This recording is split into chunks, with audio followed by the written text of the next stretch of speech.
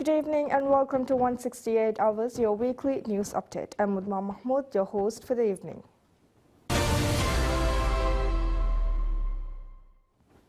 The government of Maldives strongly condemns the decision by Israeli authorities to seize the headquarters of the United Nations Relief and Works Agency for Palestinian Refugees in the Near East, UNRWA, in East Jerusalem for settlement purposes. In a statement released by the Ministry of Foreign Affairs, the Maldives denounced Israel's ongoing violations of international and humanitarian law, including the illegal expansion of settlements, the destruction of UN agencies and relief organizations, and the obstruction and attacks on aid workers, actions that have gone without consequence. The statement emphasized that these actions not only impede the provision of essential services and the realization of basic rights for Palestinians, but also undermine the only viable path to lasting peace, the establishment of a state of Palestine based on pre-1967 borders with East Jerusalem as its capital. The Maldives commended UNRWA for its continued life-saving efforts during these challenging times. The government and the Maldivian people expressed their solidarity with the Palestinian people and reiterated their call for the international community to urgently and effectively hold Israel accountable for its illegal actions against the Palestinian population.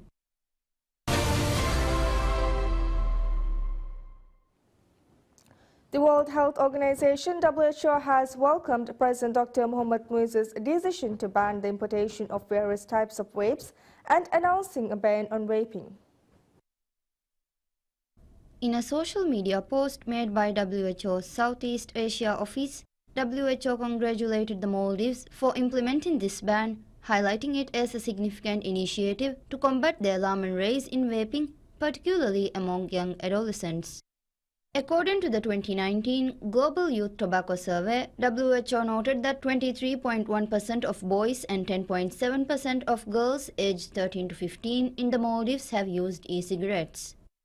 It further raised concerns that the increasing prevalence of novel and emerging nicotine and tobacco products such as electronic cigarettes, electronic non-nicotine delivery systems, heated tobacco products, and nicotine pouches is particularly concerning, especially among the youth in the WHO Southeast Asia region. It noted that all forms of tobacco use are harmful and pose significant risks for non-communicable diseases, including cancers, cardiovascular diseases, chronic lung diseases, and diabetes. In a recent social media post, President Dr. Muiz confirmed that the import of vaping devices and their components will be prohibited starting from November 15th. He instructed relevant authorities to implement comprehensive measures to outlaw the use, possession, manufacture, sale, advertising, and free distribution of vaping products across the country beginning December 15th. To further reduce tobacco consumption, the President announced an increase in import duties on cigarettes and tobacco products. As such, an amendment to the law will be proposed to adjust both specific and ad valorem rates of import duty on these items effective November 2024. A comprehensive nationally recognized campaign will also be launched to assist habitual smokers in quitting.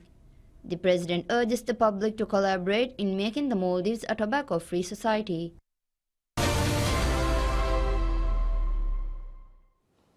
First Lady Sajda Mohammed has underscored the crucial importance of women over the age of 40 to undergo mammogram screenings for breast cancer at their earliest convenience.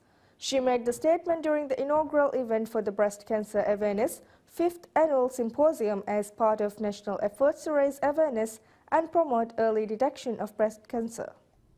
The Breast Cancer Awareness Annual Symposium aims to increase awareness on breast cancer and discuss key aspects of breast cancer prevention, diagnosis, and patient care. Speaking at the inaugural event, First Lady Sajida expressed concern over the increasing number of individuals being diagnosed with breast cancer. The First Lady stated that this type of cancer is particularly dangerous as women have to still endure its effect after recovery.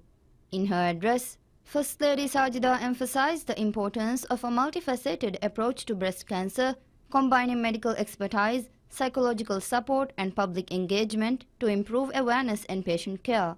She highlighted the need for a collaborative effort in tackling breast cancer, promoting early detection and comprehensive care, urging women above the age of 40 to do mammograms and self-examinations for early detection.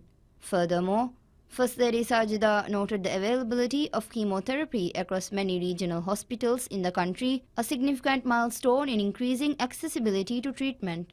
She commended Indira Gandhi Memorial Hospital (IGMH) for their dedicated efforts to tackle breast cancer in the Maldives and Cancer Society for their efforts to break the stigma surrounding breast cancer and offer evidence-based information. The government has been exerting several efforts to reduce the number of breast cancer patients in the Maldives. Under these efforts, President Dr. Mohammad Muiz has decided to implement a ban on vape, a product which notably elevates the risk of developing various types of cancers.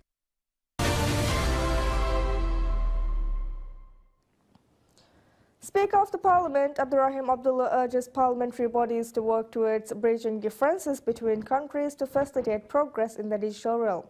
He made the statement in his address at the 149th Assembly of the Internet Parliamentary Union (IPU). During his address at the conference themed Harnessing Science, Technology and Innovation for a More Peaceful and Sustainable Future, Speaker Abdulrahim Abdullah emphasized the Maldives' dedication to renewable energy and sustainable development. He stressed the significance of using science and technology to bring about sustainable development, especially in small island nations like the Maldives, and to protect its vulnerable environment. Highlighting that Maldives as a small island nation faces significant challenges due to climate change, the Speaker emphasized the government's initiatives to address these issues. The Speaker also revealed that the Maldives is actively investing in artificial intelligence (AI) to improve public services and environmental monitoring with the ultimate goal of creating a fully digitized economy. Furthermore, Speaker Abdulrahim voiced concern over the detrimental effects democracy faces due to the spread of disinformation and misinformation purposefully. He underscored the crucial importance of developing ethical frameworks for STI in line with the IPU's charter, ensuring that research is conducted with integrity and respect for human rights. Concluding his speech, Speaker Abdulrahim expressed grave concern over the escalating violence in Palestine, calling for an immediate cessation to the ongoing genocide. The Speaker urged all parties to prioritize this issue and collectively exert efforts to spare the Palestinians from their current ordeal.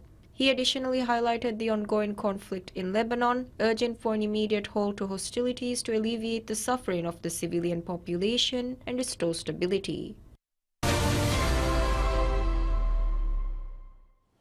Minister of Economic Development and Trade Mohammad Saeed has announced that the Development Bank of Maldives (DBM) will serve as a key partner in facilitating financing for development projects in the Maldives through international financial institutions and investors.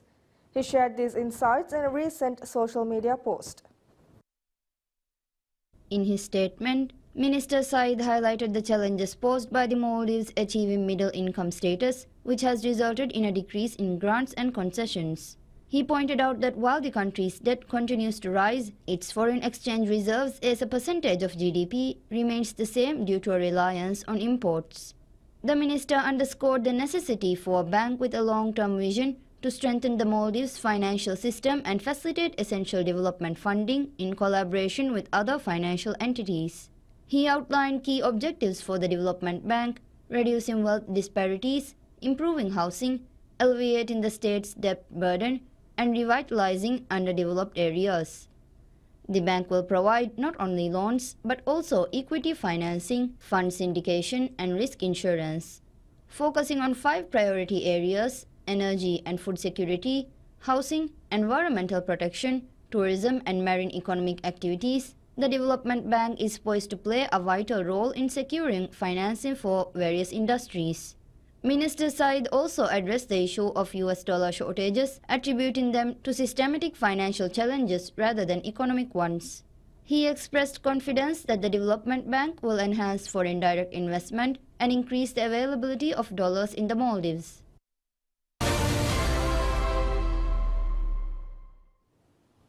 The government has announced plans to launch a comprehensive national master plan aiming to reduce the number of thalassemia cases reported for patients, which is monitored by a legally empowered Director General.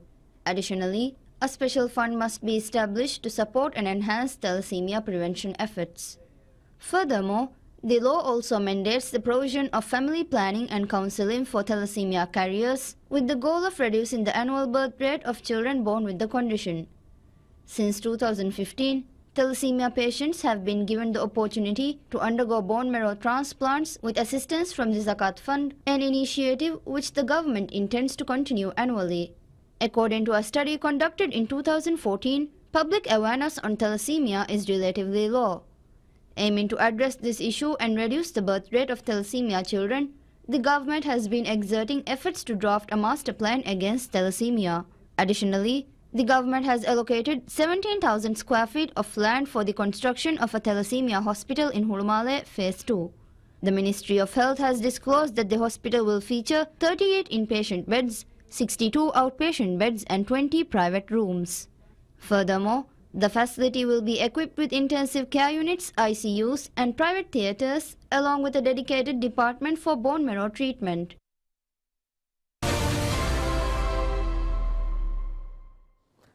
The government announces plans to introduce a special insurance scheme and a pension scheme for athletes.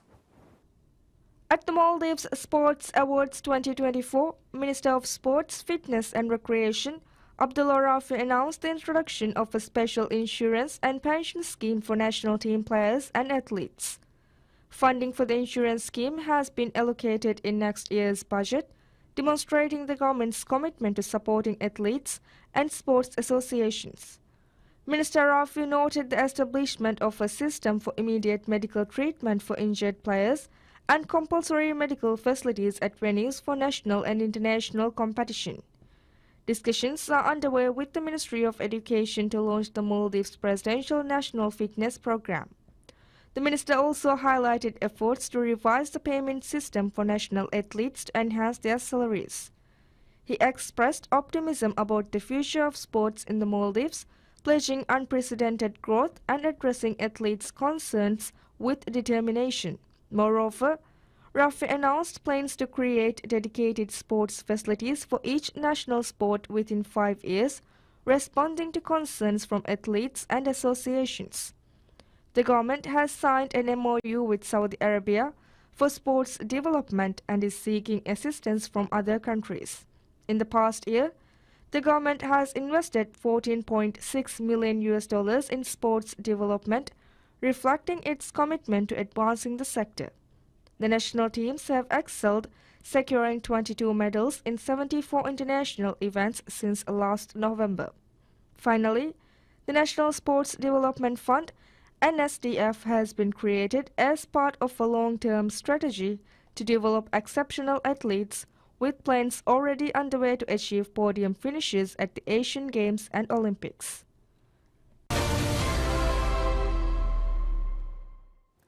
Commissioner General of Taxation Hassan Zarir has said positive progress in the Maldives Inland Revenue Authority mirrors efforts to recover outstanding debts. Speaking to PSMNEWS, Zarir highlighted that MIRA is currently engaging with individuals and entities that owe significant amounts of money. As a result of these efforts, he said that the authority has started seeing tangible outcomes with revenue collections exceeding initial projections. He also noted that revenue collected in July was 15% higher than expected, while August saw a 33% increase and September recorded a 31% increase. Additionally, Zarir noted that the culture of regular tax payment has improved, partly due to tax exemptions. He said that MIRA has held meetings with 80 individuals to remind them of their tax obligations, with 80% cooperating. He, however, said that 20% of the individuals have not complied, and the authority plans to take appropriate actions against those who fail to pay. MIRA has noted a total of approximately $1 billion in tax and non-tax revenue, including fines. The figure consists of $454 million in tax revenue and an equal amount in non-tax revenue. To promote accountability, the authority has begun publishing the names of those who fail to file tax returns or pay their taxes.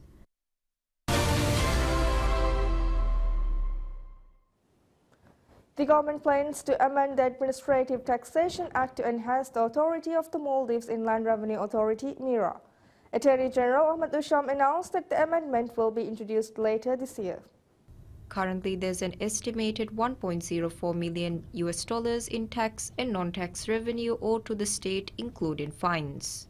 Mira reports that this comprises approximately $456 million in tax revenue and $456 million in non-tax revenue.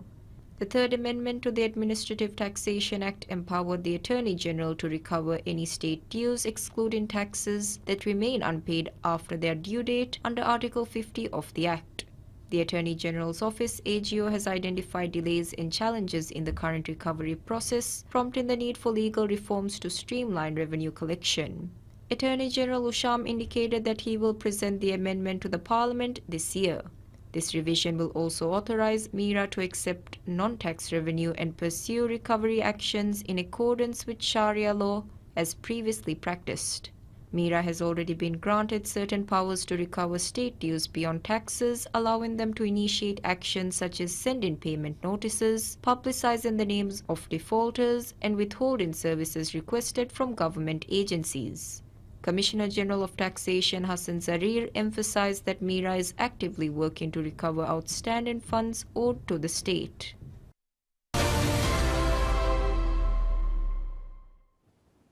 Maldives National University MNU announces plans to hold the graduation of its first batch of medical school students on October 31st. The university's council granted permission to establish the School of Medicine in MNU in 2017 to facilitate medical education in the Maldives. The School of Medicine was created in 2019 with the first batch of students beginning their studies that same year. The curriculum aligns with that of the National University of Malaysia. Classes for the School of Medicine are held on the second floor of Dharmawantha Hospital. However, the initial batch completed 2 modules at the Malaysian University until the medical setup of the School of Medicine were fully operational. Studies officially commenced in the Maldives in 2020. Speaking to PSM News, Dean of the School of Medicine Dr. Shiza Ali stated that over 40 students applied to study medicine in the first batch. Of these, 22 started studies, with 21 completing the degree course in medicine and passing with flying colors.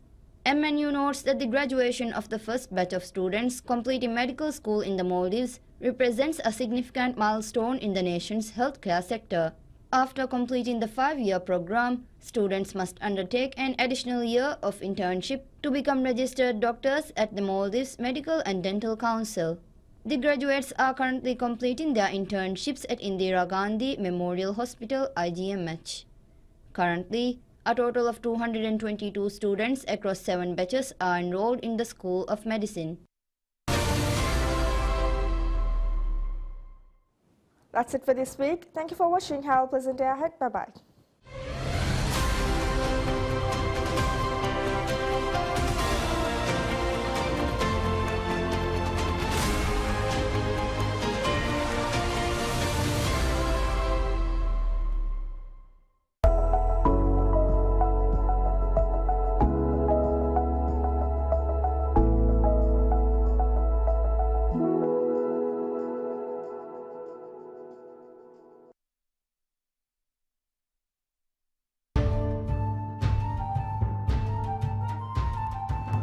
අලුන් වෙන්න කි අලුන් වෙන්න නුවාන කම වෙච්ච කම ගවන්යාම